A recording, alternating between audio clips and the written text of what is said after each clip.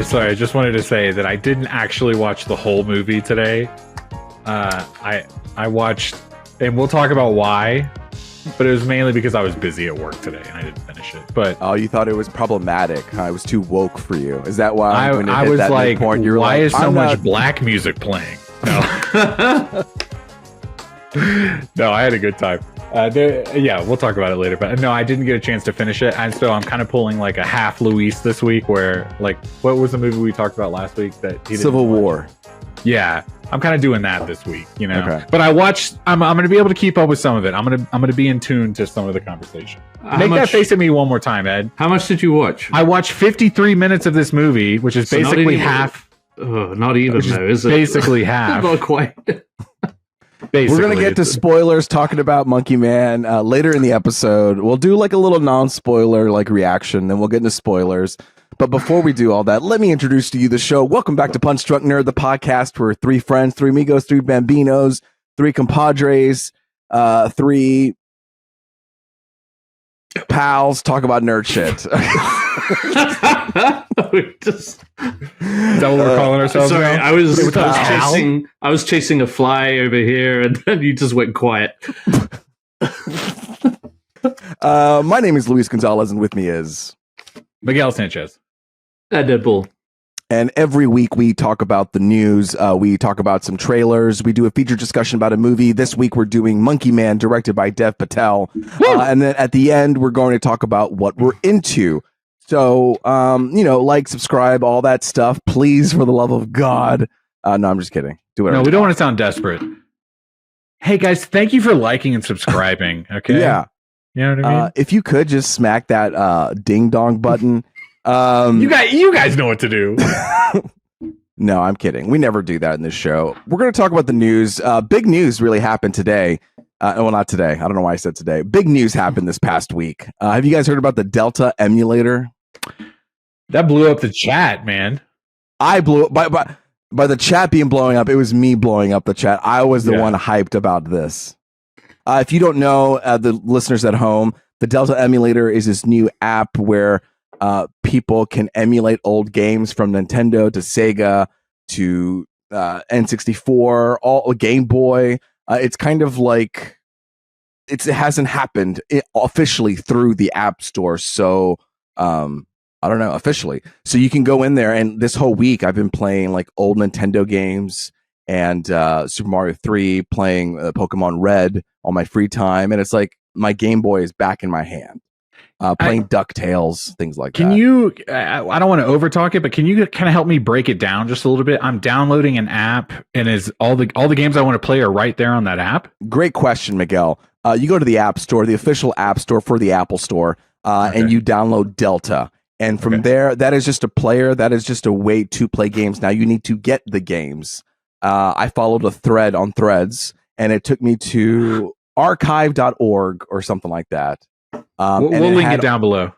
We'll link. You know what? I will link it down below. I'll link it down below in the description once I find it. And then you go to that website and you can look for old software. And there you search for like Super Mario, Pokemon, Power Rangers, whatever old ass games you're thinking of. It's going to have it there. You download it straight to your phone. You go back to the Delta app. You add that to your library. And then it's there. And then it's there. For the viewers at home, I'm going to pull up my app right now, see if you can see it. Okay, that's my home screen. Oop.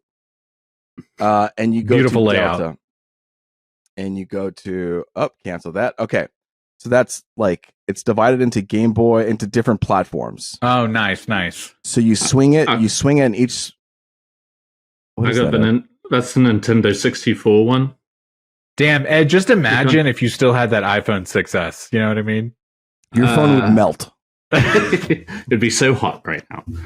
But anyway, it's a big. If you love old games, if you're into playing old things that you can't play again right now, check out the Delta Emulator. This is not a sponsored episode. It was just like a thing that's been blowing up the internet. It was like the fastest #1 app over the weekend. I bet people are craving for it. You know what I mean? They're craving. They're hunting for it. And so if you're hunting for it too, check it down below for a link to where you can download some of these games on Delta.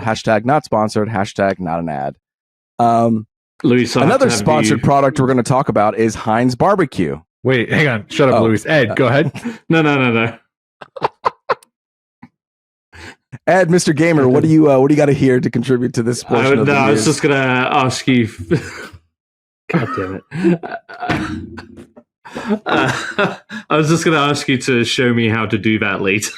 Because I got the app and I went to the archive thing and I couldn't figure it out. So, but hey, Well, That's okay. Well, That's luckily, all right. Ed, you can go to our YouTube description or down to our podcast, click that link, and you can find right where you can download all those games for your Delta app. And Ed, just while you're there, be sure to like and subscribe. Okay. and check out our episode that comes out this Friday to learn all about it. Every Friday, Ed. Every Friday. Okay. Till we Sorry die. For asking. Sorry for I'll asking. offer my kid. You will take the podcast. And you will continue. Luis, you're about to have a perfect segue to the next item, so go ahead. Right. Hashtag not ad. Hashtag not sponsored. Sponsored. Speaking of another product, Heinz is coming out with a pink barbecue sauce themed Barbie. Two Barbie-cue. If you thought thank you, Miguel. Barbie-cue. If you weren't sick of Barbie, we got more Barbie for you. Put it on your food. Barbie-cue. Ed's the sauce guy. I mean, Luis, maybe you are too. I love The good ketchup sauce. guy. Ketchup. I do have some qualms with putting this like just bright pink sauce. You're more of a Hunt's ketchup guy. No, I'm a Heinz all the way. I'm Heinz all the way. Don't rile me up right now, Miguel. No, Heinz. But yeah, like the color is just the off-putting thing about this. Well, it's not Right? natural. It's not natural. It's not Do natural. you guys remember? I mean, we lived through the 90s. This is not a new fad. You know what I mean? Like we were getting like We had green ketchup. We had green blue ketchup, right? Yeah. Yeah. What was the green ketchup? Who cares? I think they Yeah. just make it Ketchup that was green, Like, just, you know? they just dyed it green. Yeah. No. Yeah. It This wasn't- one is a pink vegan. This was not mayo. going to turn you fruity or whatever you think it's No, going to no, do. no, You know no. what I mean? It's just But Barbie. it's playing off the barbecue. It is a pink vegan mayo with barbecue sauce. It's a mayo? Oh, okay. Barbecue It's a sauce, vegan mayo with barbecue sauce. So barbecue sauce with mayo. So as you eat your vegan barbecue food, you can use this vegan mayo.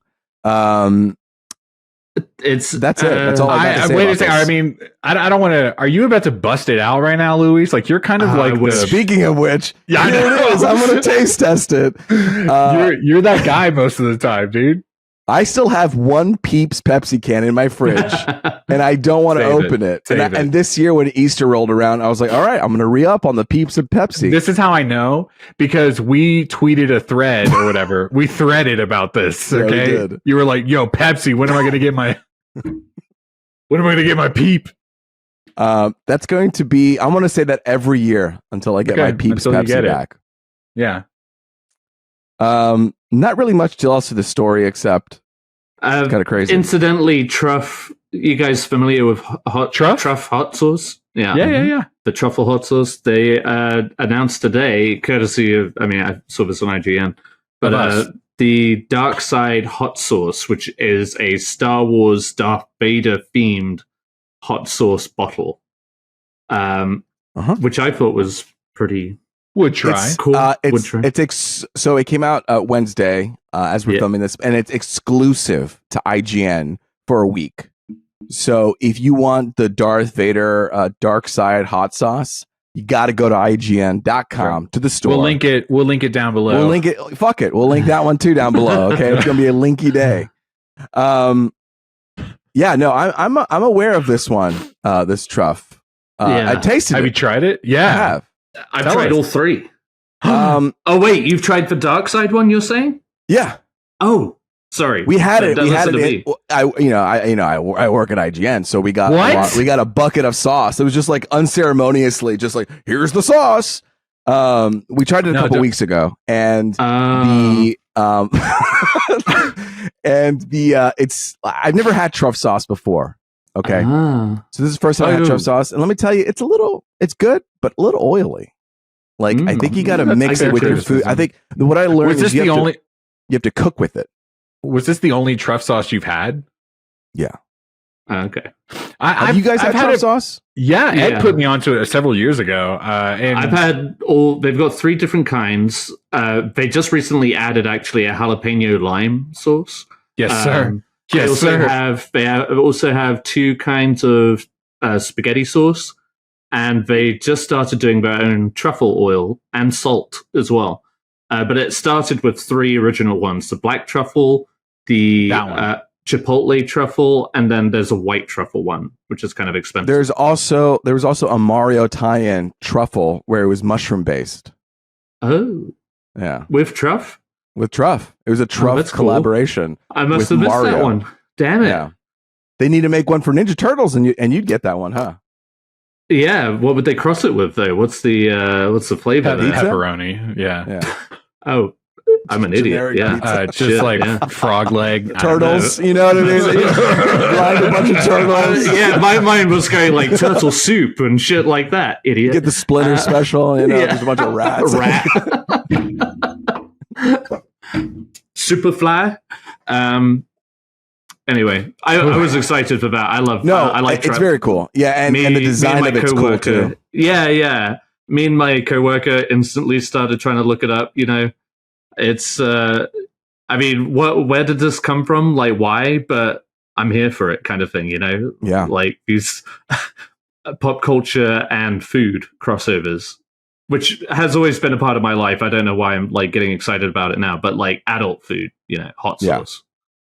Anyway. I'm excited for. Go to IGN.com, get yourself your own dark side Darth Vader hot. You could also go straight to Ed's house. He's got them all. He's got them all. Ed, where do you live? What's your address? Where do you live in Colorado, Miguel? I've got like 3 different addresses, baby. Let's go.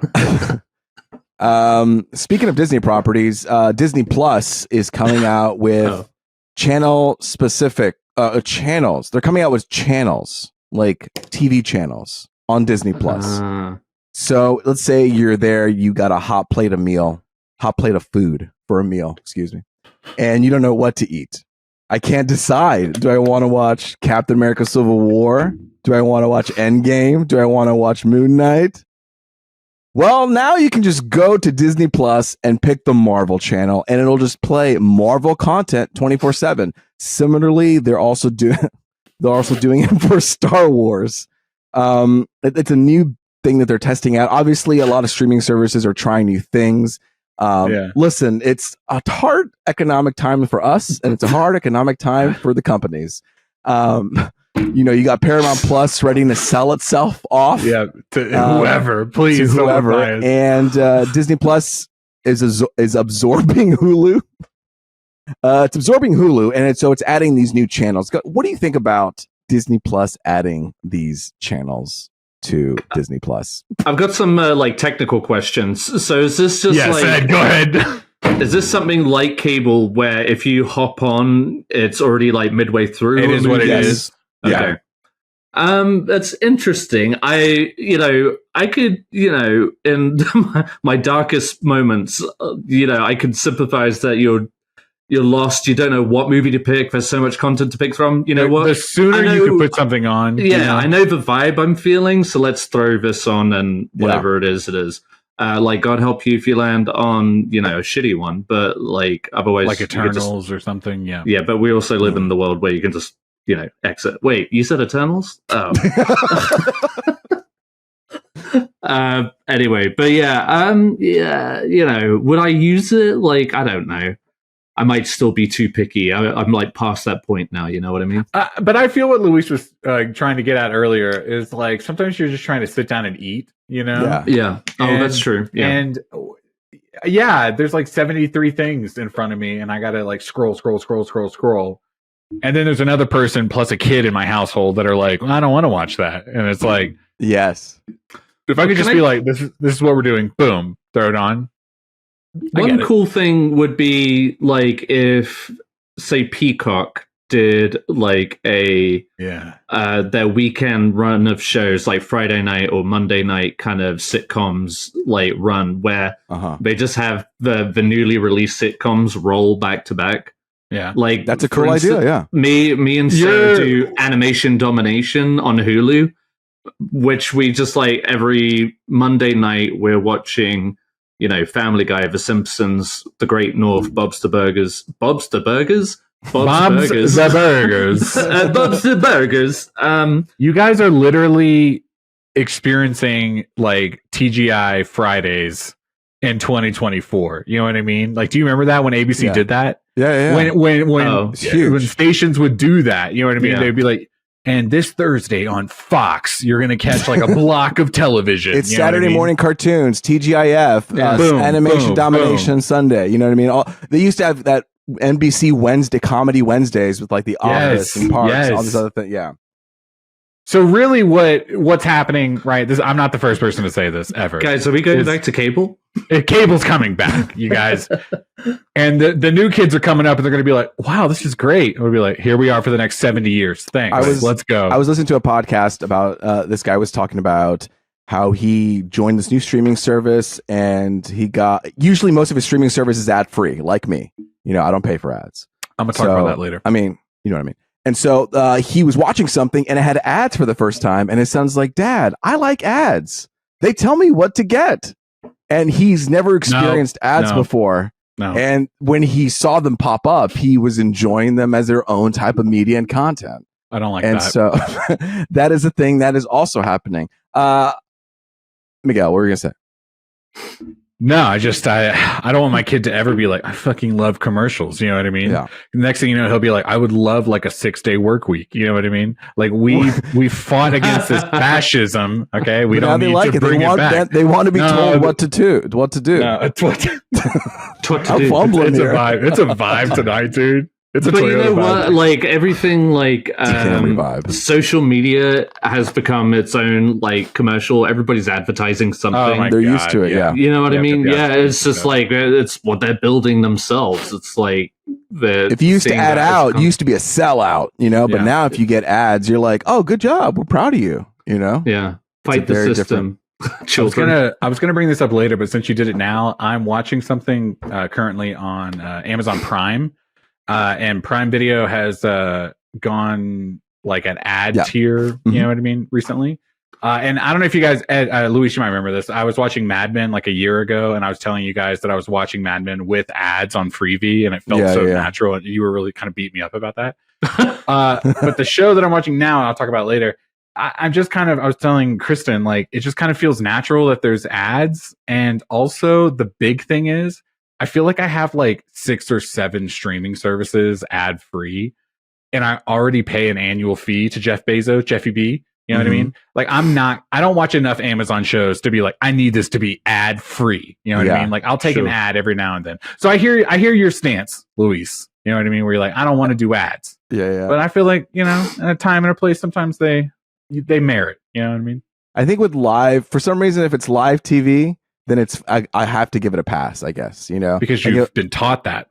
Yeah. But if it's on a streaming service and I'm selecting that entertainment, I feel it like I'm popping in a DVD or I'm popping something in. I'm already invested. It was a little jarring because the show I picked, it was like free with Prime, and you click Prime, and then all of a sudden there's an ad playing. And normally they would tell you like, oh, with Freevee or something you can watch. And then you understand going in. But I was kind of like, whoa, there's an ad. Yeah. But you want to know something also? I did immediately look for the ad-free option. I was like, wait a second, hang on. Can I get it? How much? You just want to know the options there. And, I want to know what's available. If I start watching Prime, then I'll get it. It's like, is this my cheapest option? What are the differences? Yada, yada. Yeah. This is definitely a move for all these streaming services to get more ad money. Yeah. Having specific channels will give more advertisements for people to give money to these streaming services. Today, it's a minute-long ad twice during your, hour-long video, and it's acceptable. But what's tomorrow? You know what I mean? Like tomorrow, it's a 3-minute ad. Yeah. Twice during your movie or whatever, and it's like, okay, that's how they get us. I'm gonna step down off my soapbox. No, yeah, I agree with you. I like the channels because I have a Hulu live TV option. So at any moment, I can just tune into live TV. I do like the channel specific things just because I'll flip through stuff. It's like, I didn't really want to watch that. I don't want to invest myself into an event. And then when I'm flipping through something and something is already midway through, halfway, like already on, like, you know what? I did like that. I'm fine with this ride. And I also don't feel so invested because I'm just kind of caught like right in the middle of it. I was going to say catching the wave. You know what I mean? Catching the wave. Like, okay, let's go, you know? Yeah. My father-in-law, shout out Chuck, who, by the way, my son the other day asked me, why isn't... My son the other day goes, why isn't Pappy on the podcast? And I was like, he wouldn't. But Chuck loves to like hop on TNT. Like one of his favorite movies for a while was Ghost Rider, the Nicolas Cage movie. Whoa, I've never seen that movie. Yo, hop on TNT on a Thursday night at 11 p.m. and they'll be playing it. You know what I mean? And I just feel like that was kind of the vibe. You know what I mean? Like sometimes you just want to catch these things. Oh, I missed the first 20 minutes, but whatever, I'm hooked, you know? There are those movies where you've only seen like the chunks. Chunks. Yeah. And then when you finally sit down and watch it, you're like, oh shit, I didn't realize it started out that way. That's the story? Yeah. So new Disney Plus channels. Speaking of new, there's also going to be a new Marty film. Who's Marty? Martin Scorsese, you idiot. I wouldn't the movie is going to be Frank Sinatra with Leonardo DiCaprio playing a 35-year-old and Jennifer Lawrence. Okay.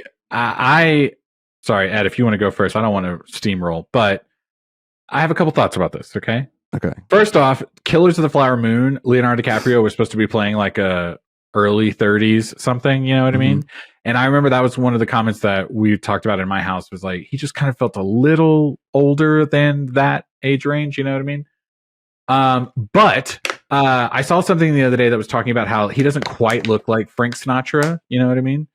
And how that could maybe impact the movie like positively. Like it's now become like an acting not exercise, that seems degrading, but like when a movie does like a biopic or whatever, and like Bradley Cooper, what he did with his movie. I can't talk about that one, but like think about like movies where they get someone that looks just like the celebrity, and it's like more about looking like the celebrity than it is like, let me craft a performance, you know what I mean? It's like, how can I emulate this person as opposed to like actually becoming them. So like Joaquin Phoenix and Napoleon. 100%. You guys, the way he, you know what I mean? Ridley Scott. The way he's like, I'm 20 years old. I'm going to get that girl and act this way. Okay, go ahead. Sorry. Like maybe this will be like, okay, he's like embodying a character rather than just like he looks like the guy, and that's all we're going for, you know? Yeah, exactly. Yes. They've currently got a movie coming out right now about Amy Winehouse where, I feel like it's the same kind of approach. You're more worried, and you guys might disagree. Like, for instance, like everybody said Austin Butler didn't look like Elvis, but that when that movie came, but he gave such a good performance as Elvis. You believe in at least the persona that he was bringing. I just watched the OJ American Crime Story, Simpson trial or whatever. And Cuba Gooding Jr., I think I said this last week, he doesn't look anything like OJ Simpson, but he embodies that character. You know what I mean? Like you feel the vibe of that character, that Toyota vibe. Yeah. And I don't think the actor has to look 100. Same thing with like when everyone cries on the internet about comic book accuracy in movies. You know what I mean? Yeah. Either the scene or the suit has to be comic book accurate, and I've never felt that. You know what I mean? Like what are we doing? Love the X-Men the costumes in the first X-Men movie. You know what? If you want to fight about that, if you want to fight about that, Luis, like we can do it. All right. I'm not sitting here. That was a different time. Okay, but in cool general, time, man. It was. In general, I think we get like kind of like hamstringed into these like, you know what I mean?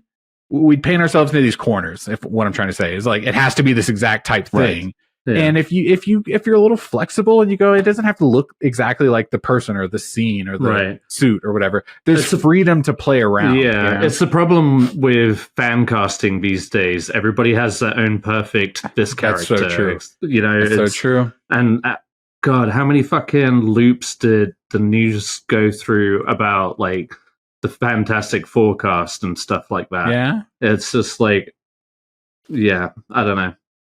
My question is you were talking about how Leo didn't fit in Killers of the Flower Moon. Like, oh, he just looks a little old for playing this 30-year-old. Craig Sinatra in this movie is going to play that same age range. Like, that's what this period circles around. Yeah. So now knowing that, is that comment going to carry on? That's what I was trying to say earlier. It's kind of like it's a twofold thing. You know what I mean? Well, one thing we could all agree on is that old movie stars looked hella old at a young age. Did you see You're that not wrong. on You're Instagram? Not wrong. What's it called? Oh my god, I'm gonna sound so stupid. Whatever example you're trying to think of, Luis, I've seen it 4 or 5 different times. You with know what I mean? Timothée Chalamet, he's like this 29-year-old, and George Costanza, when on the first episode of Seinfeld, was 29 years old. Anytime they compare an actor to like what his age was then to what we like see it as now, you know what I mean? It's like, wow, we were. No wonder. Like in my head, I'm like, adults used to look so much older. You know what I mean? Yeah, exactly. It's that constant cycle. But like Humphrey Bogart was 43 when he did Casablanca. Yeah, and you have to be 43. Like, he's younger than Leo is now. I'm just saying, if you're going to be 43 years old, then your name should be Humphrey, you know? Mm-hmm. I'm considering that's a great ceremony. When I turn 43, I'm gonna be Humphrey Gonzalez. For a year. That's a hard ass name, dude. Yeah. Damn. What's up, huh? Any lawyers out there that can help me change my name, hit me up at Punch Drunk Nerd. We will change my name to Humphrey. This isn't the only movie that's like rumored that he's working on, right? That's why I was like questioning, like when they announced this, I was like, the man has like 3 other projects, and God bless him, but like he's getting on in years. Let's like just wait for the first one to come out. But yeah, they've since announced, like, since Killers of the Flower Moon, they also announced Leo and Martin Scorsese were going to do The Wager, which is based on a novel, and then he's working on another Jesus film, which I don't know where they're at with that, but that was like the big talking point maybe like a month or 2 ago, honestly. So we'll see what actually ends up being made, but yeah, it is curious. I don't know why there are 3 rumored movies coming out. I agree with you. It's very strange that I feel like maybe he's playing with the idea and he hasn't landed, and he's just trying to workshop what he can made. Yeah, maybe. Yeah, he's seeing what studios want to pick up and whatnot. But with a biopic with Martin Scorsese, it's not going to be just like a regular biopic. Like, obviously, Frank Sinatra had like big like mafia ties, and a lot of big events outside of the movies and his singing career. So it could be really interesting and go to some really cool places. And like Martin Scorsese can rock a fucking Sinatra track on film. So can I ask, without you guys Googling real quick? Maybe you know it off the top of your head. Okay. Ed, Luis, do you guys know how old Martin Scorsese is? 83. 83, Ed. 81 Luis. Humphrey, yeah. Humphrey Scorsese is 81 years old. The only reason I ask is because I was going to kind of prompt this question. You guys know Clint Eastwood he's making his last movie. I was thinking of Clint Eastwood. I was like, are you going to say Clint Eastwood? Yeah. You knew it. Yeah. Because y'all saw that. Did y'all see that photo recently of Clint Eastwood? And you can't, I mean, people age. Like, it is what it is. Yeah. Clint Eastwood, how old do you think he is, if you had to guess? 91. I already looked it up. He's 93. Okay. Oh, I didn't ask you to look things up. Obviously, I'm doing a bit, and this is just yet another way that this is bit erasure. Okay, he is 93 years old. Ed, okay, good job. Okay, Sorry. So Marty's got 10 more years. Okay. I'm surprised that you're talking about all these projects he's doing. And it's like, could you imagine being 81 years old and being like, I still got life in me. I'm still going to do this. Okay. It's like Ridley Scott. He's going out there. He just finished Gladiator 2 and he's working on another movie. Don't look it up. Don't look it up, Ed. I'm not looking at my hands. Hands up. Tell me how old you think Ridley Scott is. I think Ridley Scott is 86 years old. 87. Ed, he's 86 years old. That was pretty good. That was pretty good. You took it. Because every time he says something stupid, whatever, I'm just like, yeah, here he is. We're like, somebody get this man his prune juice. All right. Tell him to sit down. Michael Mann. Oh, Michael Mann, he 77. Don't tell me. Don't look it up. Don't look it up. Oh, I'm just guessing. I don't know why Google hasn't predicted. I'm going to say 70. I want to say 72 or 73. I think Michael Mann, the same age as my dad. 77. 77, Luis. Yeah. Ed? I'll say 73. Michael Mann, the director, the financier, is 81 years old. Okay. Whew. Is he the guy that did Collateral? Yeah, Collateral. Yeah. Most recently, Ferrari. Yeah, he did Ferrari. Oof. Yeah. No wonder he saw Jared Leto and he was like, "You're doing great." What? Jared Leto's in Ferrari? No. Oh, I'm sorry. I'm thinking, sorry. I'm thinking of House of Gucci. Which was Ridley Scott. Was that Ridley Scott? That was Ridley Scott. Yeah. Yeah, I mean, hey, the punchline still lands. Okay. All right, that was fun. I don't mean, there you go. Marty's got time. I low-key didn't mind his performance in House of Gucci. I had a good time. I listen, I'm just regurgitating internet talking points, okay? Like, I didn't see that movie. I bring it up because when I see clips, I legitimately, who the fuck is that actor? He's acting. You know what I mean? I IMDb'd him. I was like, who is Paolo? And then I looked it up and I was like, holy shit! I got. But most of the time, you want to not like Jared Leto, but it's like, okay, he's doing his best Mario right now, Mario and Luigi. Yeah. Like, let him go. Okay.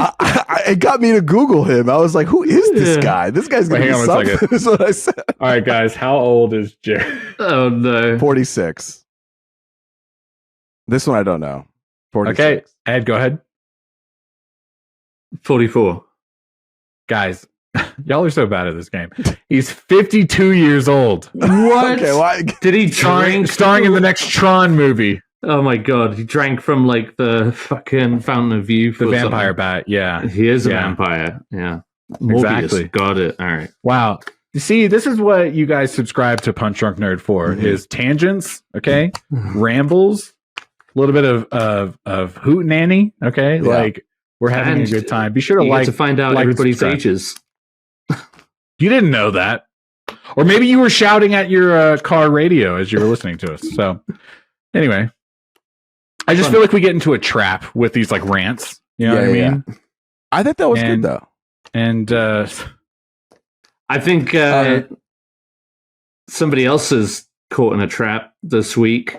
M. Night Shyamalan has set a trap for his new movie starring Josh Hartnett. I just want to say this is the only fucking time Ed has ever yes-handed me. Okay, so and here you are ruining it. No, I have to call it out. If I don't do it, then I won't sleep well tonight. Ed, what is Trap about? Trap, the movie that is being released August 9th. What is that movie about? Trap is the latest movie from Mastermind M. Night Shyamalan, or however you want to look at it. Don't degrade him, okay? Do not act like... But yes, so this follows Josh Hartnett, who is going to a concert with his daughter, some fictional pop star, and he goes to the restroom and he sees that security is getting real tight around the stadium, and so he asks, and it turns out that the police are setting a trap for a local serial killer known as the Butcher. And little did we know during the extent of this trailer that Josh Hartnett was in fact The serial killer. And that is not giving away the twist. If you watch this trailer at all, that is the trailer of the movie. Yeah. I was having a conversation with Kristen, and it was like, she was like, they just gave away the twist. Like, it's M. Night Shyamalan, there's going to be a twist. They just gave it away. Yeah. And I was kind of arguing that maybe the twist is yet to be seen. You know what I mean? It definitely is. Right? We haven't even gotten to the serial twist. Killer. Yeah. But I don't think it's just the daughter's the serial killer. You know what I mean? I'm not serious, Miguel. It was a joke. There's no, Ed, we don't call out bits, okay? I don't know. It feels like very surface level, and if it's a M. Night Shyamalan story, then there's got to be something else that he wouldn't put it out there yet. Unless there was something else. The thing deeper down we the should be rabbit hole. talking about is the fact that Josh Hartnett is having like kind of his own reconnaissance right now. Okay, he's All right. Yeah. We saw him in Oppenheimer. I want to say there was something before Oppenheimer, smaller, that people were kind of talking about, but like we are seeing Josh Hartnett come back, and we're seeing him in a different light, in the same way of Matthew McConaughey. You know what I mean? Do you guys remember Failure to Launch? You know what I mean? Yeah. Like we were trying to pretend that Matthew McConaughey couldn't move out of his parents' house because he was lazy and unappealing. Yeah. No, Josh Hartnett, same thing. He was like cast as this like rom-com boy. But now we're seeing something a little bit different. So he's a killer. Yeah. He's killing it. I tell you what. Oh, I like that. Okay. Subscribe to Punch Drunk Nerd for good content like that.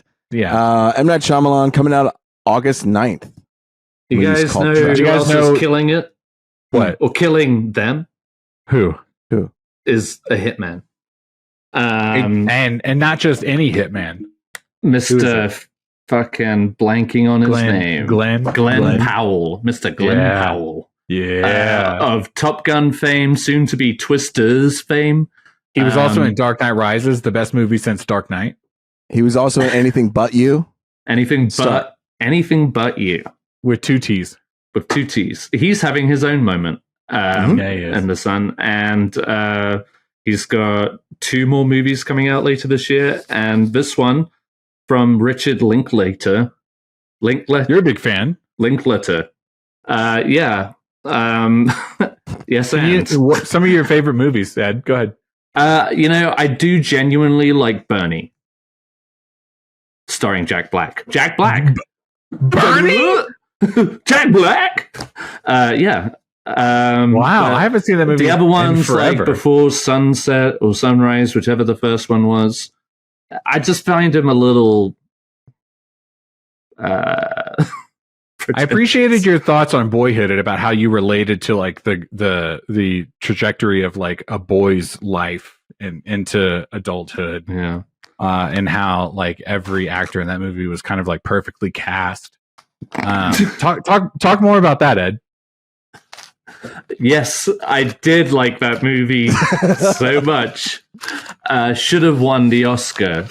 Should have won the Oscar. Man, that's big this of you. movie follows Glen Powell as he is not really a hitman, but he pretends to be a hitman. He puts on different disguises. Basically, people hire him as a hitman, and he has his tagline where he's like, everybody envisions a hitman in their own way. And then you start seeing him putting on different disguises. You know, one hitman's like tough. One hitman's a trucker. This hitman that we're going to see throughout the movie is just Glen Powell. So no disguises, nothing that the movie promises. It's just him being sexy as hell with another sexy person. But it looks funny. I mean, it's popping up on Netflix. It seems like a good Netflix movie. Yeah. Pop up that popcorn. Get next to a loved one and just watch a fun comedy action, maybe a romance movie. I don't know. Yeah, kind of like femme fatale kind of fun. But no, it did genuinely look funny. The different disguises that we see him run through throughout the trailer look fun. He seems to have he's funny. some, like he looks like he's got good comedic chops. Yeah. So yeah. No, it could be fun. He plays off those other characters really well. Yeah, totally. And he's just so darn good looking. He's dashing. Dashing, yeah. Miguel, thoughts? Yeah, Miguel. Glen Powell. We said it a couple weeks ago when we talked about the Twisters trailer. That was a tongue twister. Mm-hmm. This guy's ready for a blow up. You know what I mean? Like he's been around for a minute. He's clearly like got the sauce, and I'm happy he's getting his due. Yeah. I was thinking there's been this almost resurgence of like this new blockbuster celebrity talent that's pulling things, obviously Glen Powell is rising up. Timothée Chalamet is like popping off, and Zendaya is coming out with Challengers, which she's leading that movie. That is a Zendaya movie. And I think a lot like these past couple, like this decade, it's all been very IP driven. And now it seems like the audience is craving something. If we are able to lock into these big blockbuster, performers, I think that's a gateway to get new original content, because 100%. Then you can come up with new crazy concepts. And it's like, well, it doesn't matter because we got Glen Powell in it, like whatever. Kind of like Hitman. If we're gonna cycle through this like cable television format again, like let's bring back movie stars too. Movie stars, what I mean? Yeah. Like let's go. Yeah.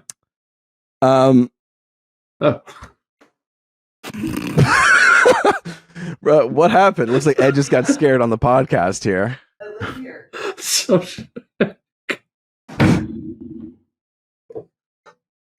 Hitman comes out on Netflix June 7th. Coming out the following month in July 26th is Deadpool and Wolverine. And this is the part of the podcast where I'm going to step away. I was going to say, don't even intro this shit because we know you did not watch this trailer. I'm going to step away and I'm just going to watch you guys. So here we go. Enjoy the conversation. Ed didn't watch it either. Yeah, I did. I did. Oh. I did. Okay. I'm avoiding spoilers for this one. This is the one where I'm just like trying not to watch anything. Okay. So all right, bye-bye. Okay. Miguel, I'm here for the bit, but stop dragging this out. No, that's my bit. Is I refuse to stop dragging it out. All right. Did you watch this Deadpool trailer? I did, and I just rewatched it before we started. What do you think about it? You know what? I enjoyed it more the second time. Okay. There's like little bits to it, but like you said initially to me when it first came out, it does seem, kind of what you would expect. Run of the mill, yeah. Yeah, a little bit, like with the fun, of this like Deadpool quirks to it. Mm-hmm. It's like it's almost like they're just quickly getting out the way the premise, like the obvious. We know what it's about now. So now, like when the movie comes out, like first act, you know what I mean? Yeah, like, exactly. Early movie, which I'm here for in a way, because the worst thing that I feel like they could do is give away what people are most the heart, but also the comedy. Like, if they give away all of their gags in the trailer, then what are we doing? Exactly. It's going to feel already tired by the time we get to it. In hindsight, I do appreciate that they tried to balance it and just kind of, again, like give you the leg of the land. Like, this is kind of what we're doing with it, so you can just calm down.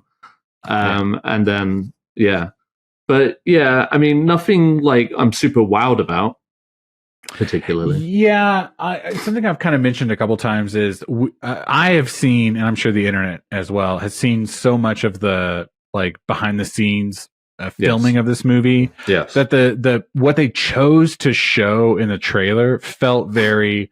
I've seen this, but I think ultimately that's going to be a good thing, right? Like they're hiding the best parts. You kind of hope going into it. One of the things I talked about just in our chat was just like, okay, it is very like, we can say the F word now. And sure, I don't know. It feels a little juvenile. But let's see, Yeah. I mean, this is one of those movies as well, where earlier, a few minutes ago, I was talking about comic book accuracy, and people are kind of eating it up for this one because Wolverine's in the comic accurate, or at least like a lore accurate suit, and things like that. And I'm just kind of like, okay, let's please some people, but like, is this gonna be good? Yeah. We'll see. Yeah, I mean, yes, definitely. I'm not like getting overhyped for this at all. You know, I thought Hugh Jackman's Wolverine wrapped up nicely. So is it necessary? We'll see. But maybe in the best case scenario, it's like a nice palate cleanser for the Marvel universe, the general MCU, and the general superhero effect kind of thing. We don't have any other expectations this year. It is Deadpool, so they have the luxury of, you know, playing around with characters and stuff like that. I do feel like we might get some like really fun cameos in regards. I was going to say, beyond the general vibe of the movie, like did we pick up on some Easter eggs in this trailer? Like you want to just talk about a handful maybe? But like I do feel like we're probably going to see at least one other Wolverine at some point. That's just like a prediction. But I guess I'll just say the biggest Easter egg. There seems to be this kind of like Mad Max world. This like, which was a little unexpected. Yeah, same. And one of the features in it appears to be a giant Ant-Man skull within its helmet, and it's being like opened up like a door or something. Which I thought was pretty cool imagery. I loved that. That. It was a great way to be like, this is the MCU, but and a way to show like this is more mature, like beyond just being like, we curse now. You know what I mean? Exactly. Seeing, you know, they talked about, I don't know if you remember one draft of Avengers Endgame, I want to say, had a scene where like Thanos shows up and he like throws Captain America's skull at the Avengers. Do you remember that? I think so, yes. And it got cut or whatever, you know what I mean? But this is kind of that same vibe, you know what I mean? Like a whatever tier Avenger is dead, and we are going to comment on that in this universe. But in that same shot, there's also when the skull opens, I don't know if you see, but like in the foreground of that shot, there's like a Lady Deathstrike. The red like Nightcrawler guy from X-Men First Class. Aziel or whatever his name is. We saw Pyro in the very first trailer from X-Men 2 and 3. Yeah. So I mean there's people coming in, and there's kind of some surprises as well. Like they jump through a Doctor Strange portal at one point. And so it's like ask about that, like Doctor Strange or Wong or someone who has like that portal ability is going to show up here. Oof. Yeah. So a lot of possibilities. I'm glad you mentioned that Lady Deathstrike, since I was talking about that last week because of the animated show. Mm-hmm. I love that storyline and would love for them to pick that up in like in a live action film, just like that story. I think that is a if you think about Lady Deathstrike in X-Men 2, I think the actress was Kelly Hu. She was in that movie a lot, but she only had like one or two lines of dialogue. You know what I mean? Yeah. And so it's like, bring her back, like give her a chance to shine. 100%, and make that because people really resonated with that character. Yeah. And even though she was only in it for a short amount of time, so you know, bring her back. Let's see what happens. It would be a fun adversary for sure. But yeah. Anything else you want to talk about this trailer? No, listen, you guys have already seen the trailer. You've had your own thoughts. Luis is not going to watch this trailer. I probably will not watch another trailer, and I'm gonna see this movie for this. I don't want to say that I'm like super excited. But it might be worth kind of hoping. Out. Yeah, I'm hoping to be kind of pleasantly surprised. Yeah, I feel like, for me, best case scenario, it's fun, it's funny, we're not taking it too seriously, you know, and that's about it. Just it's worth the lols, hopefully. But that comes out July 26th in theaters. One last thing is the way that I felt like Multiverse of Madness, the Doctor Strange movie, you know what I mean? Mm-hmm. I was kind of hoping that would bring in something fun and cool and different. Mm-hmm. I'm a little worried that like I'm wanting something like that for this movie. Yeah. And maybe we're just gonna kind of regurgitate like a Marvel milestone. You know what I mean? Like, totally. No, 100%. It is a very fine line that we seem to be walking now, and hopefully, I don't know if like you can't just bring people back. Like there has to be purpose. There has to be something at stake. You know? Yeah. So 100%. Hey, we might get our first X-Men sighting, kind of thing. You know, like and. We've kind of been saying that, though. You know what I mean? No, like, for sure. And this is like, if anything, kind of like, I feel like what they were doing with Doctor Strange is that they're like dipping their toes into maybe some of these potential castings for a new X-Men. You know what I mean? Yeah. You know what I mean? Like, just be like, here's like such and such as Wolverine, here's Storm. What do you think? Kind of thing, and if they react negatively, so they'll just ditch the whole idea. It does sound lazy, or it could just like be super clever, like She-Hulk. Like, I don't know. I thought I enjoyed She-Hulk. People did not like She-Hulk. I did. I enjoyed it. I thought it was great. People hated that show. Yeah, so if this movie ends up being controversial, then what happened? Kind of thing. Exactly. But, Deadpool and Wolverine. Don't know what to expect. Let's make our X's right now. King. All right, Luis, come on back. Make this X. Make this X all together. There we go. So that was Deadpool Wolverine by Marvel Studios, coming out July 26th this summer. My number one movie that I'm anticipated for. Speaking of summer movies, I remember it's on like number one on my list. We had that episode where we did. You're right. You're 100% right. Yeah, I'm sorry. I thought for a second you were talking about your blockbuster thing. No, I just couldn't believe that Beast died in that trailer. You know what I mean? That was pretty wild. Now, if he was it performed by Kelsey Grammer though? They had 3 different Beasts actually. Oh, okay. So. Well, then well, that one he can go. I like Nicole, but I just didn't like the Beast. Beast.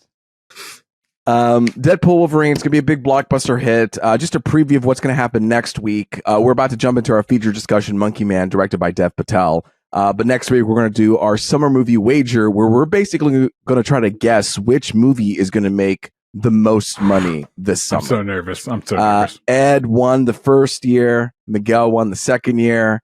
And now a tremendous amount of pressure is put upon me to win this year. Don't worry. Also, if there is a movie that appears in the top 10 that we didn't pick, that counts as something being part of the top 10. I just want to say that as a rule. New rule this year. Yeah, we're implementing that new rule. Okay. Tune in next week. We're going to go one by one and decide which movie we think will be number 1, number 2, number 3, all the way to 10. And then at the end of the year, whoever wins will make us watch or do something. Yes. That's it, right? That's Summer Movie Wager. I took it from another podcast, the Filmcast podcast. But whatever. But we do it now too. So we do it too. Yeah. Anything else, guys? Anything that I missed about the Summer Movie Wager? Let's monkey around.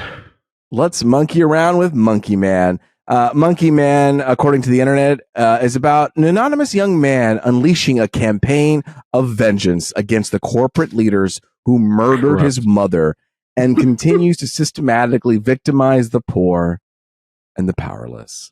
This movie, again, is directed by Dev Patel in his first movie. I think first initial reactions, let's try to not be too spoilery, and then after that, we'll go into some spoilies. Spoily-wees. We're going to go Ed, Miguel, myself. So I guess I'm the only one who saw it in theaters, huh? Yeah. No, we all did. Sure. We all did, Ed. Yeah. Why'd you stick your tongue out like that? Because I'm Henry Cavill.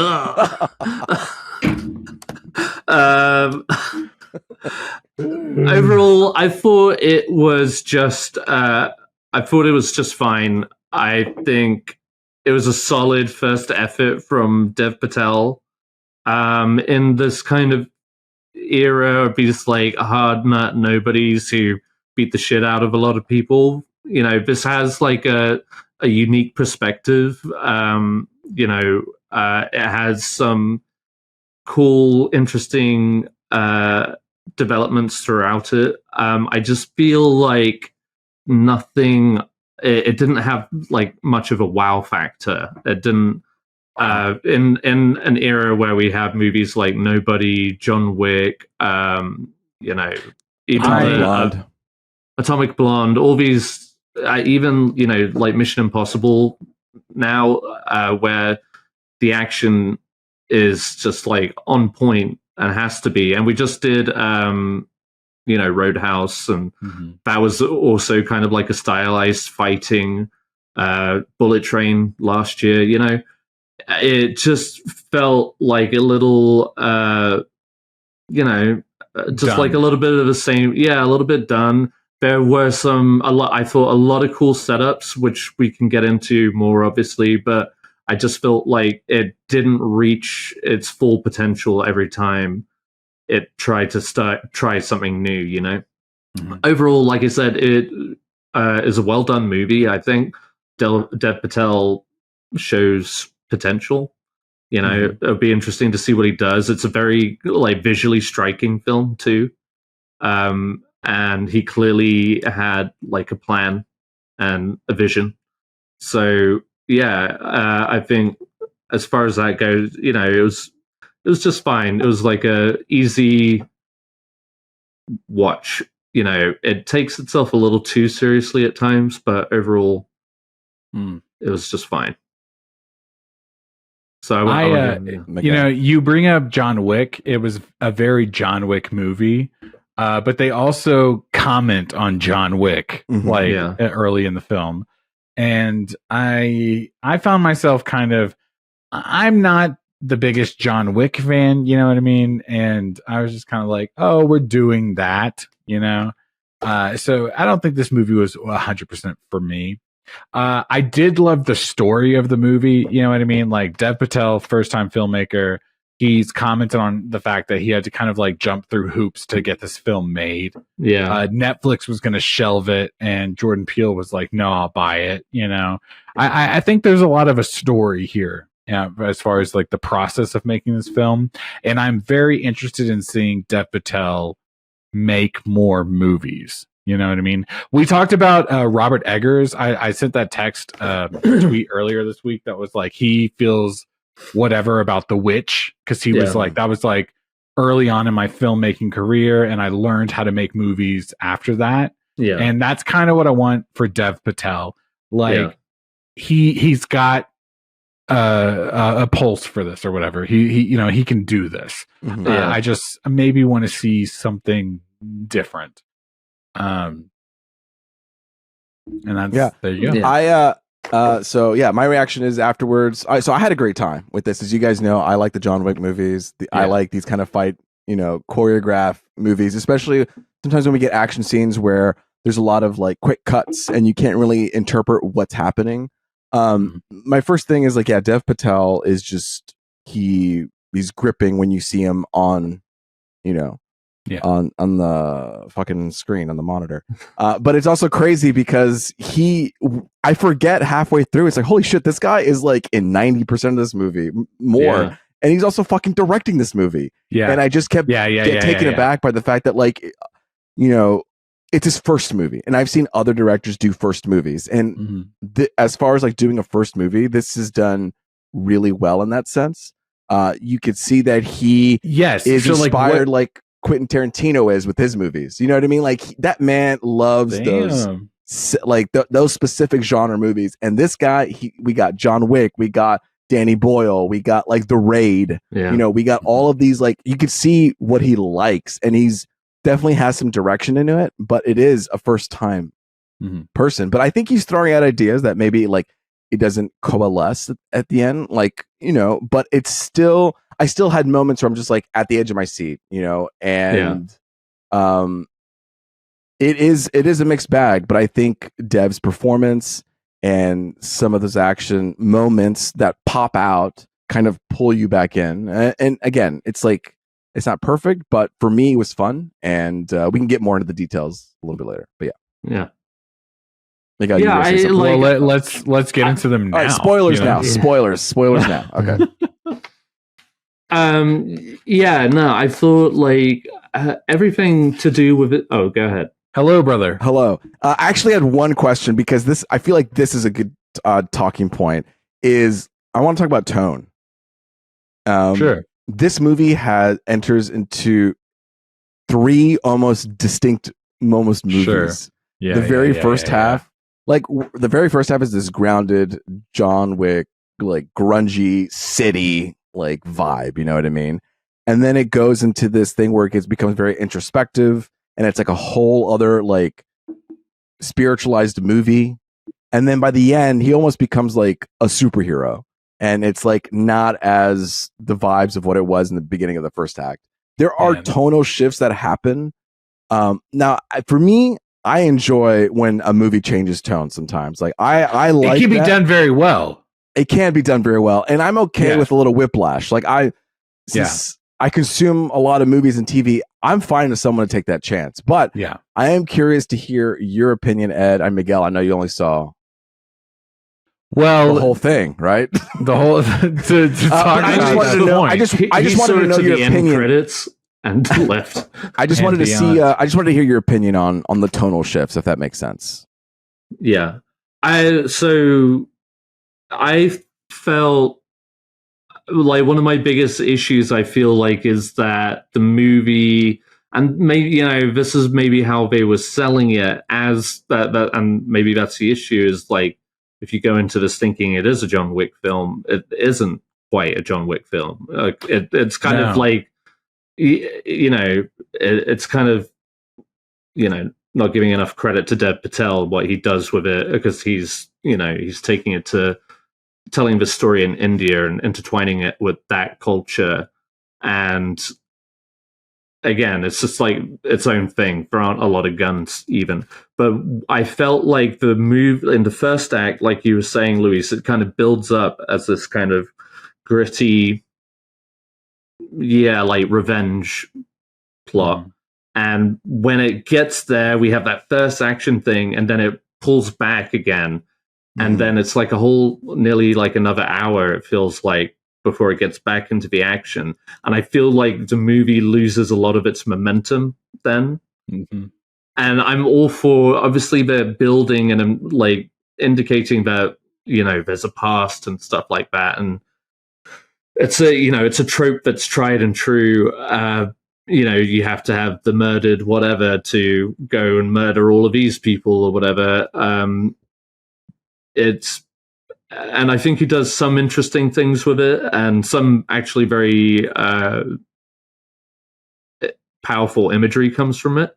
But it for me, I felt like, this is like such a massive step back when the story just felt like it was propelling forward.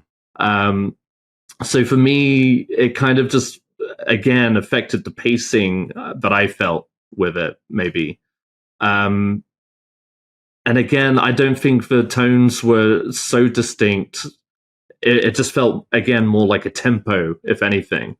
Just like, you feel like that octane coming. And again, it's maybe that expectation of a John Wick film. And maybe people need to level that kind of expectation. I'm not saying this isn't like entertaining, because I really thought it was. I thought there was a lot of fun in it and some good sequences. Sorry, I'm rambling, but to say is that, I felt it suffered a little bit in the second to third act. And maybe a little bit too long, 30 minutes long. 30 minutes too harsh, maybe. I kind of agree with some of the things you're saying. Like, I saw the trailer, and I'm a proponent of, if you see the trailer and you like the trailer, like, watch this movie. You know what I mean? And I did feel like and maybe this was just me, like some of the expectations of the story were not quite met in what I saw. Tonally as well. Like, I just was like, are we doing a boxing ring fighting movie? Are we doing a John Wick movie? Are we doing this like revenge? It just kind of shifted a lot, and it's a lot of elements to the table that he was trying to coalesce. Yeah, and a part of me was like, I need to stick it out and see it through and see the whole vision. But I was just like kind of whiplashed through so much of it. Yeah. Early on for me that I was like, I don't know, I need to kind of revisit it later. I did like the overall arc of it, and like the journey that he does take ultimately works for the character. Can I ask you, did you feel like, I'm so glad I saw this in theaters, or could you have watched it at home? I did enjoy it in theaters because again, it was visually very cool. Like there are a lot of moments in my mind that were, I was just like, that's cool. That's a beautiful shot. And like I said, it was mostly like the follow through with some of the action that didn't resonate with me, just like as hard hitting action, because a lot of it, and I feel like this is one of my issues with John Wick, is like after a while, some of the fighting, because it is so continuous, it feels choreographed. There was one shot. I'm sorry, I don't mean to talk over you, but there was one shot where he like takes the toilet seat or something, and he like puts it to a guy's neck, and he punches the whatever. And it's like, I've seen that in so many choreographed fights. And then what's something I was kind of talking about earlier with my wife was just like, I don't know if I resonate with these kind of like choreographed movies. Like it just feels like a little too much. You know what I mean? It doesn't feel. I feel like with John Wick, it works. Like I think John Wick for me and for John Wick, it works because like that is what he is trained to do. Like he is known to be the most efficient way of killing. Where like maybe these other people aren't. Like they are imitating him and emulating him. And so maybe it seems off that way. But I can go on and on about anyway. Go ahead. Sorry, if you think about the trailer though, like talking about expectations was. Okay, he's wearing the Monkey Man mask. He's in this fight. He's like, oh, okay, he can hold himself in a ring. And then like he gets into the real world and he kind of gets his ass beat a little bit, which is like maybe like character progression or whatever. But it was just like, I kind of came into this expecting you to know what to do. Maybe not like logically planned out, but like, just reactionally, like I know what to do in this moment. And I was just never quite sure that like at one point there's this whole operation where they steal the wallet from the lady, and it's like and I haven't seen the whole movie, okay, so this is my bad, but like they steal the wallet, and it's like it seems like he choreographed all that, so it feels like he's manipulating this whole scene. But then he gets into it and he kind of fucks up a lot, and it's like I don't know, like I said, I haven't finished it, but yeah, I mean, they speak to it a little bit about like how he's just kind of this force who's getting beaten down, and he needs to, and he gets back up, get in tune. And there is this whole new theme that they introduce where they go when they get saved by kind of this trans community, and they introduce this like masculine and feminine part. And it's like, you need to find a way to combine them. The masculine destroys and the female creates. And so you have to destroy a part of yourself to create something new. And they have this really cool part where this guy has these like drum setup where it's like one's pitched higher, one's pitched lower, and he tells a story like between a male and a female as he bangs the drum. And then they use that as a way to kind of like retrain him and be like, hey man, you need to bring both to focus. Yeah. It's like that's insane. It's like its own training montage. Yeah, this bit was really cool. It was actually one of my favorite parts of the whole movie. I'm glad you mentioned it. But yeah, it's like this build-up. He's punching like a rice bag. Yeah, and it's that montage of building up that kind of that rhythm to, and it's like they're both like dripping with sweat, the drummer and Dev Patel. It's very cool. This movie has so much like that are just like little promises that little inklings that show like Dev Patel is a very like again a visual director. Like he had a vision for this movie, and I did enjoy that. Else, you know what I mean? I think maybe it just like maybe the beginning was too long, or it just needed a little bit more balance. But those sections I did really like. Miguel, you were talking about the whole Monkey Man persona. And I guess the Monkey Man, you're making me think about it now, Luis, is that he's shedding the Monkey Man, right? Or is he becoming the Monkey Man? I mean, he's becoming, I don't know, there's that shot where he douses that mask into the water. And the bleach, right? Yeah. And then it comes out in the white Monkey Man mask. You guys. But hang on though, and this is maybe a little bit of a spoiler, but like he goes into the final battle wearing that mask. But before he should have wore a lot more often, I'll say. That's the only thing. That's what I was going to say. That's what I was going to say. Is I felt like I wanted that, and I wasn't seeing it enough. Yeah, you know, that was like the one little thing. I was like, before he even lands the first punch, I wanted him to be that superhero. He takes it off before he even fights. He takes off the mask, and I was like, "Wait, what are you doing with that? You just had a scene with it, and you're just throwing it away before you even entered the building. Like at least like." Scare some people. It's like, what the hell is that? It's a monkey. And then he gets his ass beat and then like reveal. But yeah, that was a little disappointing. And maybe it was just annoying to fight with, but I did want more of the monkey mask. But anyway, that was something I mean, to talk about the trailer again, like that's what I kind of wanted from this movie. And a superhero in like a street level superhero, you know what I mean? When they talk about like Daredevil and things like that, you know what I mean? Right. And in this setting, you know what I mean? And in an unconventional, you know what I mean, setting, let's see him become this persona. I didn't watch the whole movie, okay? So I'm not. I feel bad talking about it. Like Miguel, I need to give it a go. But do you remember where you fell off? It was kind of, it was, so right as like, I don't know if it was the whole movie, but like kind of in the middle of the movie, there's like this whole action sequence where he's being chased. They get in the Nicki Minaj and they drive it. And that was kind of a cool moment. I really I was digging it.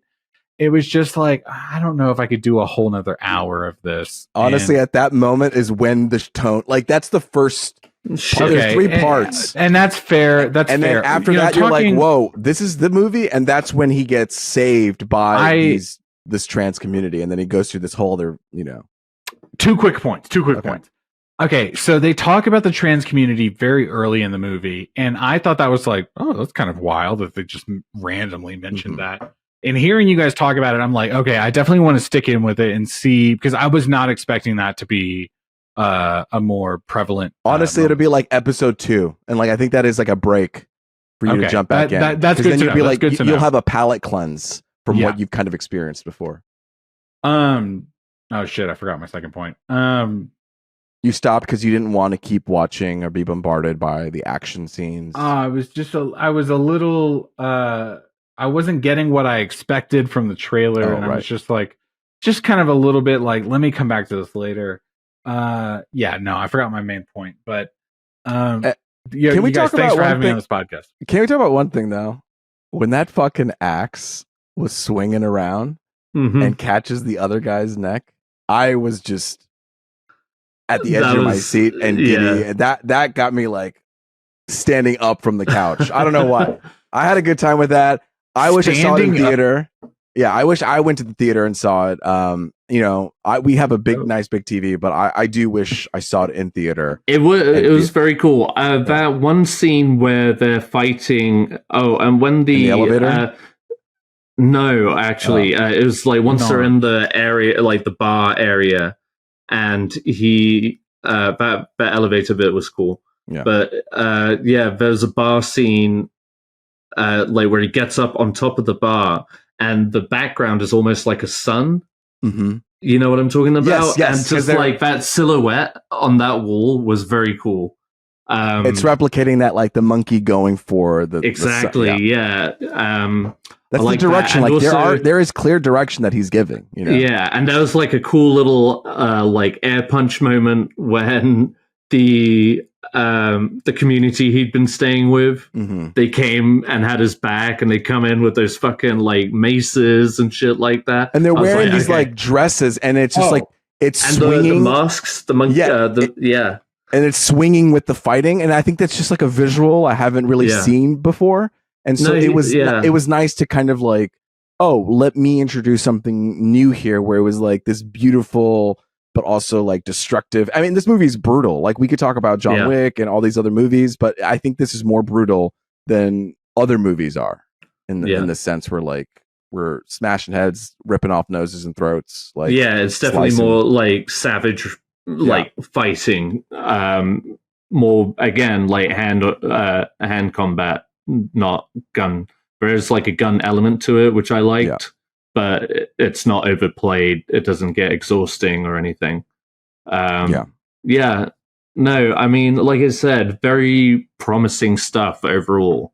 I don't think it hit in all the places like maybe I wanted to, but those are like my own expectations. But, you know, Miguel, you asked me, you know, am I glad I saw it in theater? You know, after talking about it, I was, because there were like a lot of moments where I was just like, it was cool to see that. And you know what? It's movies like this, especially where you want to give movies like this a try. Like, it would be a shame for Dev Patel to like stop directing peter out because of this. Now, if anybody is paying attention, there's potential there, and you know, and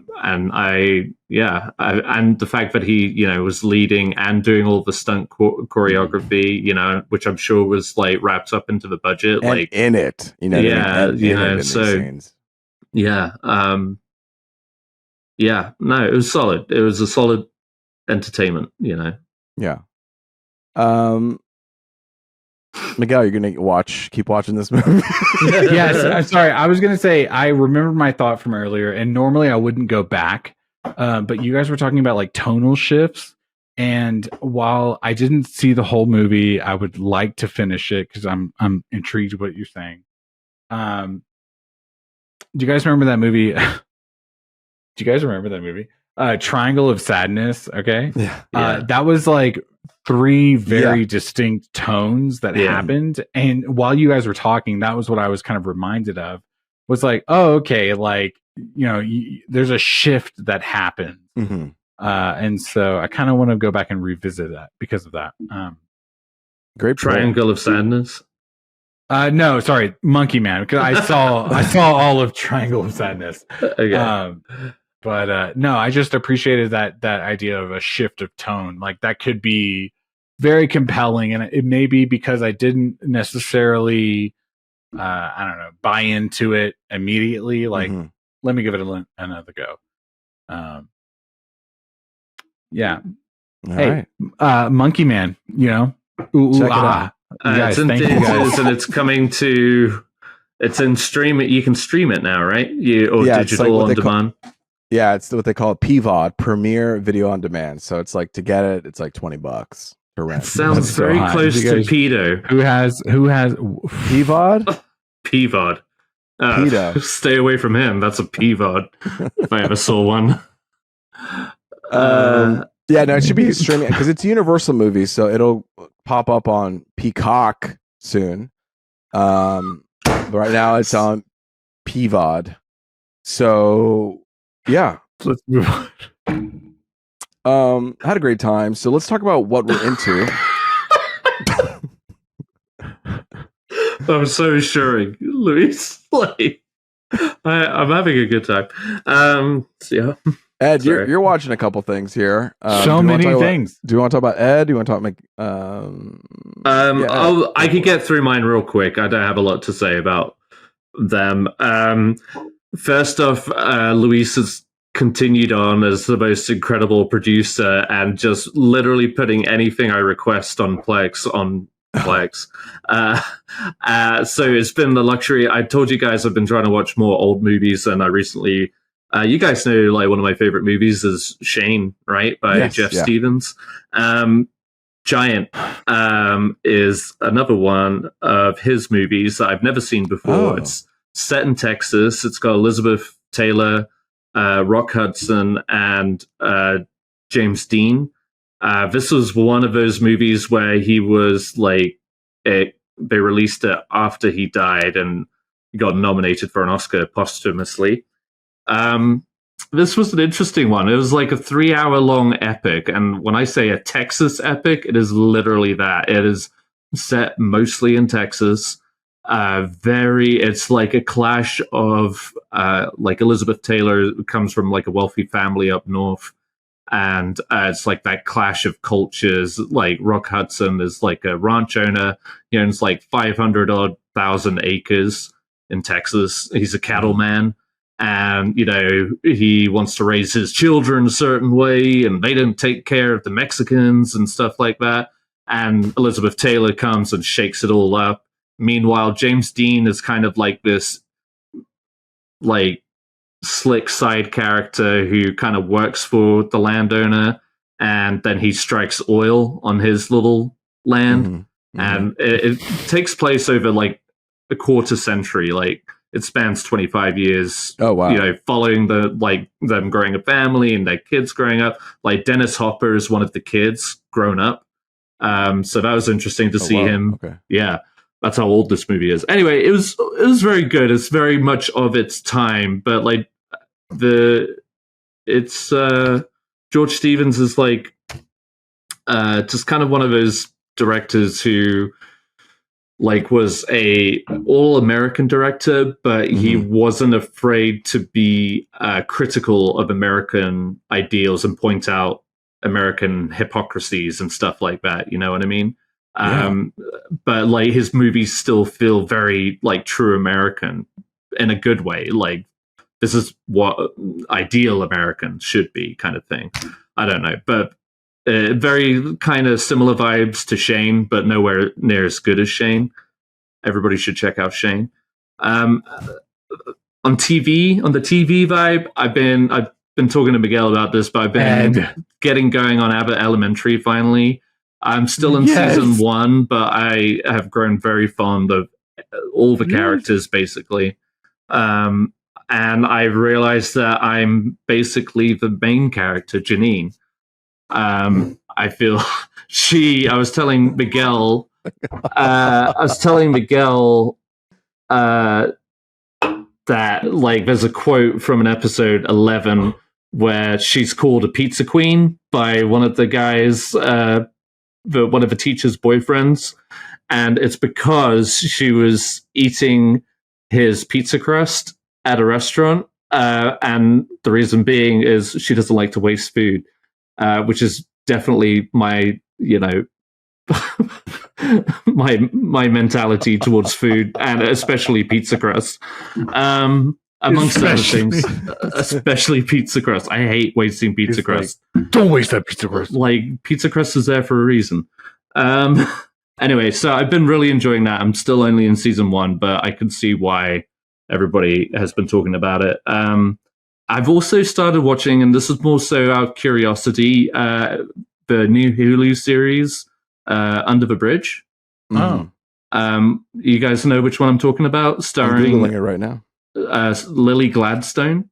Oh, that's the next one on our docket, dude. I'm ready to go. Okay, yeah.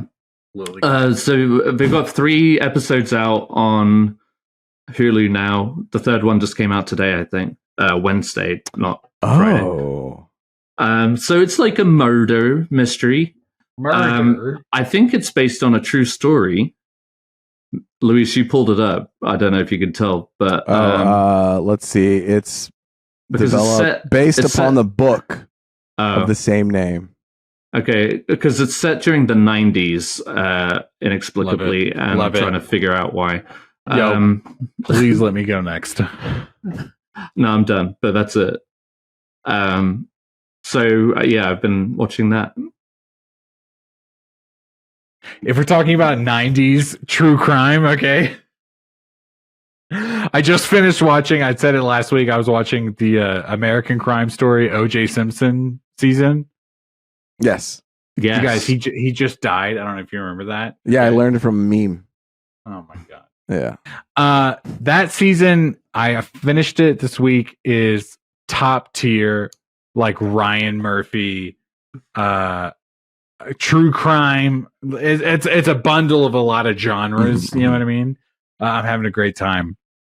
I kind of mentioned it a couple times during this episode, but like Cuba Gooding Jr., he doesn't look like O.J. Simpson, but he embodies that character. You know what I mean?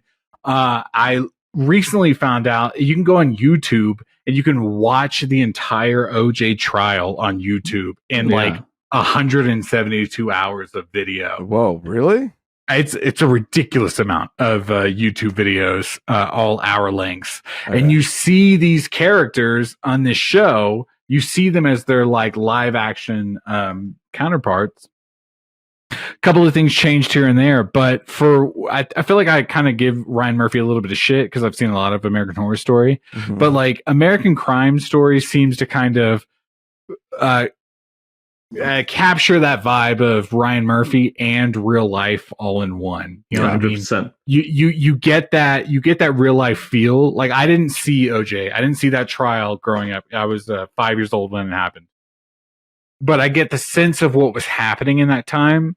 And it's a little dramatized and you're kind of like, oh, okay, we're acting right now. But it's incredibly well done. Like in that one, the Versace and the Bill Clinton one, I mean, everybody is almost like caricatures of themselves.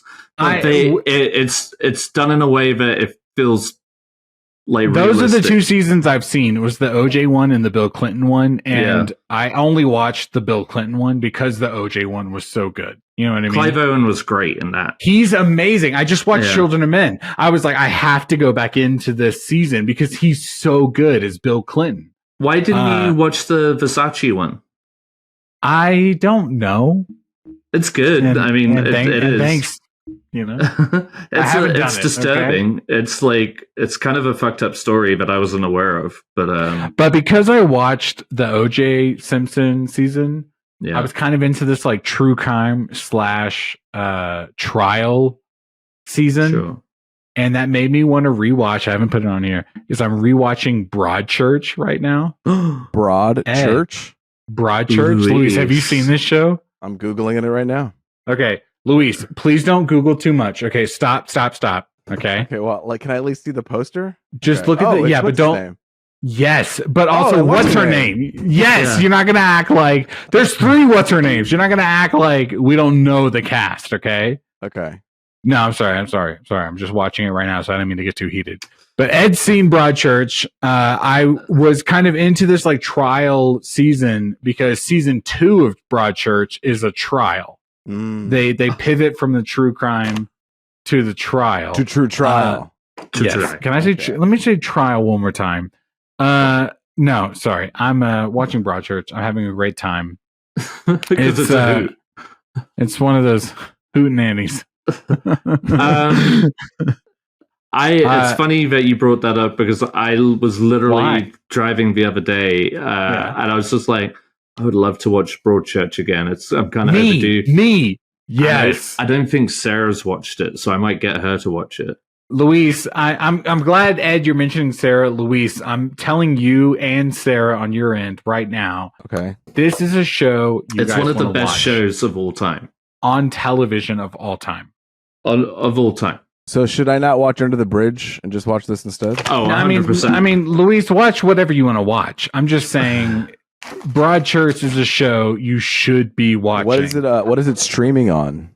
It's on. So I was saying this earlier. It's on Prime. Okay, and you can watch it with ads. Okay, or you can watch it on however you want to view it, Luis. Oh, okay. You guys, I was gonna say Broadchurch is up there with Breaking Bad. It's one of like the top tier shows you can watch. Okay, and Anna Gunn, who was in Breaking Bad, Skylar White. They did an Americanized version of the show Broadchurch. I don't remember what it was called, but they did that show on American TV, and they only did the first season. It wasn't well received. Michael Pena was in it, which is pretty dope. It wasn't well received. Was it well received? But if you're gonna watch it, if we could get you to put wait, hold on, is it called Grace Point? Yes, Maybe. yes, yeah. Wait, but David Tennant is also in that show. He came back. He came back for that role, which is very disappointing. It's in the same sense that Death at a Funeral, they did an American version, and Peter Dinklage came back as that same character in both those movies. That is so weird. It is tough. It is tough to swallow. I haven't seen it, but the original UK or European version, okay? I don't want to be disrespectful to the United Kingdom, Ed. That's right. But the original version of that show, Broadchurch, is one of the best TV shows ever. The first 2 seasons are, from what I remember, top 10. Okay, the third season, not so much, but they wrap up the story in the first 2 seasons, and they decided, let's go a third one. You know what I mean? Okay.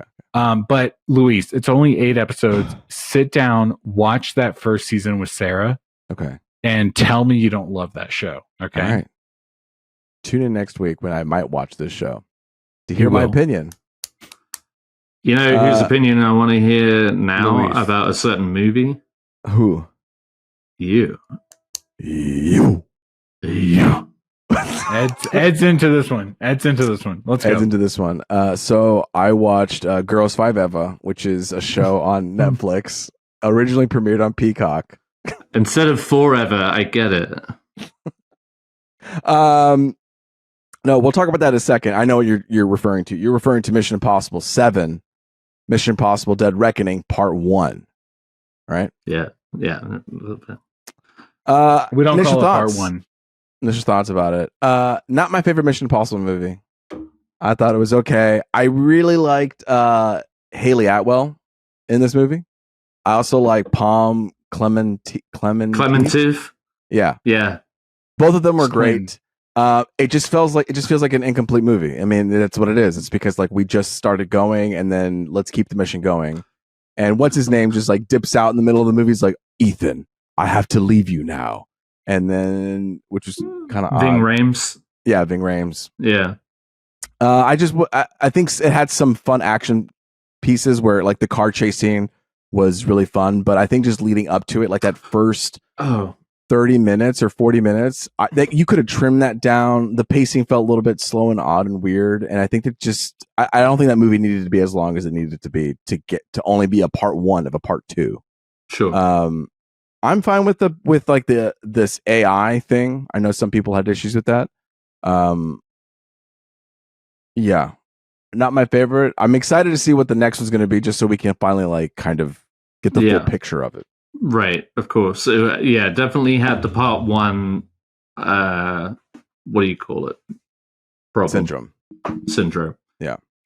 That did just remind me real quick to harken back to Monkey Man real quick about the fight scenes. Is like one of the fun things, and this plays to like the car chase scene in Mission Impossible 7, but like the fight scene in Mission Impossible Fallout in the bathroom, which I know I've referenced a lot, but the fun and do it, Ed. Exciting thing about those fights. Step back and do it. Step back and do it.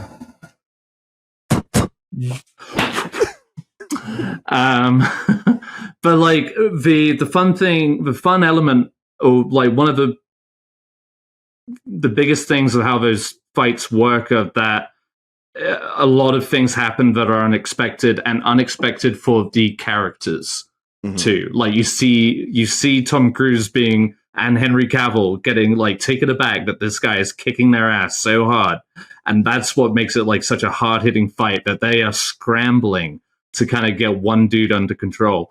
And you feel that intensity. Same with the Rome chase in Mission Impossible 7. Like, they are getting chased by 3 different parties at least at the same time throughout the city. And they're handcuffed together. And they're handcuffed together in a yellow Fiat. It's so great. It's so fun. But like, it's that kind of like energy that makes fight scenes fun when there's a little bit more unexpected, and you feel like the 2 people fighting aren't expecting or anticipating every move from the other. Anyway, so that's a little tangent. I totally understand what you mean about the part 1 syndrome. I felt that, but I feel like especially with these Macquarie Mission Impossibles, the more I watch them, the more there is to find, like sprinkled throughout, but just really makes them sing. I did feel that way. I think Fallout got the best initial reaction from me, and it's stayed that way. Dead Reckoning, I've definitely had to warm up to a little more, as enjoyable as it is. But you're right, there is a lot going on, and especially in that first 30 minutes, 45 minutes, they cram in so much before they even get to Rome. They cram so much, but also feels so like drawn out. Why did they even go to, what was it, Abu Dhabi? Was it that? Am I thinking at the beginning in the desert chase? Oh, dude, I've already blacked out. It doesn't matter. Yeah, it's a lot. It's a lot though. It didn't even matter. Like obviously it didn't matter because I don't remember it. Yeah. Can I ask? Abu Dhabi. Yeah. What's up? Tom Cruise, he's gone through this like stunt era. Like, what do we feel about Tom Cruise coming into this like character acting era? Like, he was going to be in this Quentin Tarantino movie, it got shelved, but like I can see the slow down a little bit. Do you know? I remember that scene where he's like trapped and he's like behind the pole, and then he like he uses his cord and like scooches his way up. And just like is very quick and fast. That's like the Ethan Hunt. And here he's just a little bit slower and more economical about his movements, you know? So it's like, time gets to us all. And so he still sells it though. He does, and he still runs like hell. Like a motherfucker, yeah. There was one moment it was just like, damn, he's just running for 30, 40 seconds. Like, he's just still running. There was just a one shot of just a hallway, like, where he's just running. Have you guys seen that meme? I think it was from the Mummy remake he did, where he's like running, and the other actress is like running full speed, and they're like, and Tom Cruise is just jogging the entire time. I haven't seen that. No. Like, and it is like he's just like. In the Mission Impossible movies, he books him. Like he's always back straight, hands quick. The VFX was the other thing that I guess I had some issues with. Like when you talk about that big stunt where he's jumping off, it just looks like they just replaced Incidentally, it. like the build-up is the worst looking part about the whole movie. Yeah, like the train. Some parts of the train just looks a little bit shoddy. Like I know. This movie was shot during the pandemic, so a lot of it, and I think you can feel that. Yeah, their process into making these movies now are fucking insane. They go into them. They don't have a script. This movie started with that initial stunt. Tom just told Christopher McQuarrie, like, I want to ride off a cliff on a motorcycle, and that's how they worked it in. They didn't know how it was going to fit into the story, but they built it around, moments like that. And then, like with the pandemic, they had to adjust. That's why Ving Rhames isn't in the second half of the movie, because he couldn't get out of London. So they're saving him for, the Empire podcast, shout out.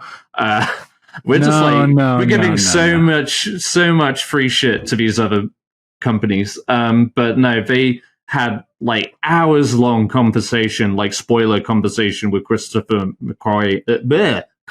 Christopher McQuarrie about this movie, and it's like insane, just like how they put it all together. And like some of the actors don't know if they're going to be in it, if they're even going to get a line. Like Shea Wiggum didn't know if he was going to get a line or not, but he just wanted to be in it, so he just kind of made himself available, and they built his character over time.